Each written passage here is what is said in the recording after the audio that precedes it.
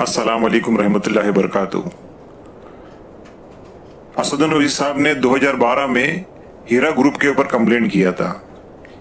यही अल्फाज आप शहबाज खान की ज़बान सुनिए। 2012 में एक एफआईआर असदुद्दीन ओवैसी साहब ने हैदराबाद पुलिस में सीसीएस में किया था और उन्होंने कहा था कि ये औरत हवा में बात कर रही है। और यही चीज इम्तियाज जलील साहब ने पार्लियामेंट में बात उठाई थी कि हीरा गोल्ड कंपनी 35% से 40% मुनाफा कम।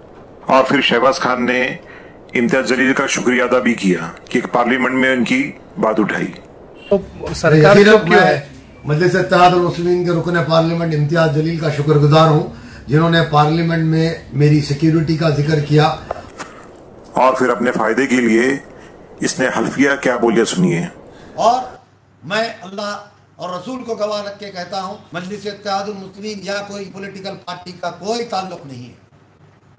मैं हल्फिया बोलता हूँ कि ये काम मैं अपने बलबूते पे कर रहा हूँ अल्हम्दुलिल्लाह, और अल्लाह ताला ने इस काम खैर के लिए मुझे चुना है। और मैं अल्लाह और रसूल को गवाह रख के कहता हूँ मैं ये जो काम कर रहा हूँ अपने तौर पर। और जितने भी एफआईआर किए हुए हैं मेरे साथियों, इस चीज को समझो कि अपने मुफाद के लिए ये एमआईएम, असदुद्दीन ओवैसी, शहबाज खान, इम्तियाज जलील साहब, ये सब अपने फायदे के लिए क्या क्या कर रहे हैं। अल्लाह रसूल, हल्फिया, ये सब क्या है?